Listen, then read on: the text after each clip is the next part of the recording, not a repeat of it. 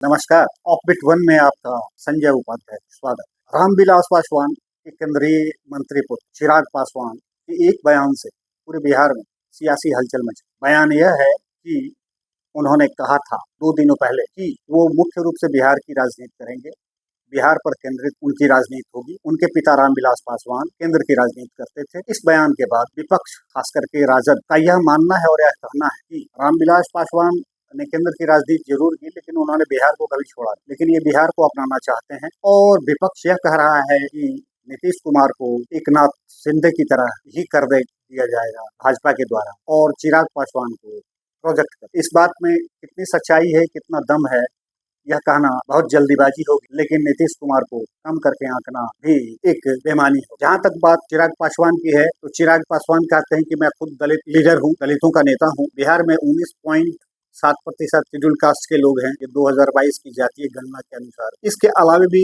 उनके साथ मत हैं, लेकिन सवाल उठता है कि दलितों के विकास कितने हुए बिहार में। पूरे देश सबसे अधिक दलित करीब 32% के आसपास पंजाब में। पंजाब का ग्रोथ रेट और बिहार का ग्रोथ रेट में विकास दर को देख लिया जाए तो बड़ा घोर आश्चर्य, घोर खाई है। तो सवाल उठता है कि वहाँ दलितों के विकास के लिए क्या किया गया था पंजाब में। केस स्टडी के रूप में मैं बात कर रहा हूं। अब बिहार में मूलभूत आवश्यकता जो होती है विकास के लिए, उसकी पूर्ति तो दलितों के लिए की नहीं जा रही है और राजनीति की जा रही है। अब सवाल यह उठता है कि इनकी पार्टी में शांभवी चौधरी तो थी नहीं पिछले लोकसभा चुनाव में, वो खगड़िया से राजेश वर्मा थे नहीं, मेरा मतलब पार्टी के संगठन में नहीं। वीणा देवी जिसको इन्होंने वैशाली से टिकट दिया, वह भी तो इनके विपक्ष में, मेरा मतलब पशुपति पारस के गुट में चली गई। किस आधार पर उनको टिकट दिया गया, ये सवाल उनकी पार्टी में के भीतर खाने में तैरते रहे। लेकिन यह भी तैरते रहे कि क्या टिकट देने का आधार था क्या जो संगठन में नहीं थे, पार्टी के लिए कुछ नहीं। सवाल का है पार्टी के लिए जिसने किया, दिन रात करके जिसने मेहनत, उसको कुछ नहीं। अब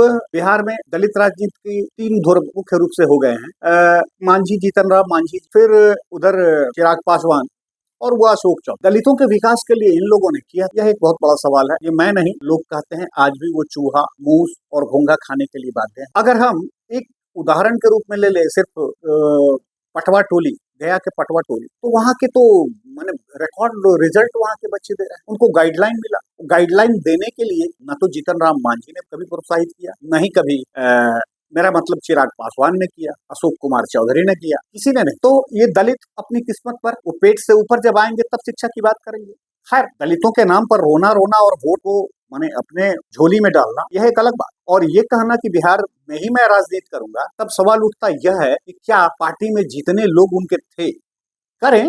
बिहार की भूमि उर्वर है और संख्या बल के लिहाजन भी उनके पक्ष में जाता है, क्योंकि रिजल्ट वो बहुत अच्छा दिए हैं। लेकिन वो रिजल्ट अकेले बूते नहीं थी, उनके पीछे भाजपा की भी ताकत थी, जदयू की ताकत थी, अलायंस की भी। तो चिराग पासवान को पहले पार्टी के भीतर यह देखना होगा कि जिस समय उनकी पार्टी, मेरा मतलब लोकसभा चुनाव में जो दिन रात करके मेहनत कर रहे थे, उनको पार्टी से उन्होंने दरकिनार कर दी, या तो दरकिनार कर दिया या उन लोगों ने खुद चिराग पासवान की राजनीति को लेकर, उनकी आंतरिक नीति को लेकर उन लोगों ने बहिष्कार कर दिया पार्टी का और परित्याग। वैसे दर्जन भर से कम नहीं थे। तो सवाल उठता है कि आगामी विधानसभा चुनाव में क्या फिर ये वैसा ही रुख अख्तियार करेंगे जो जैसा कि इन्होंने पहले किया था, मेरा मतलब लोकसभा चुनाव में किया था। अगर अब ऐसा हुआ तो इनकी पार्टी में पुनः एक बहुत भारी टूट होगी और टूट के लिए जिम्मेवारी यही होंगे, क्योंकि इन पर खुलकर कोई बोलता नहीं, लेकिन लोग तो इनके पार्टी के ही लोग बोलते हैं कि ये वन मैन कंपनी है,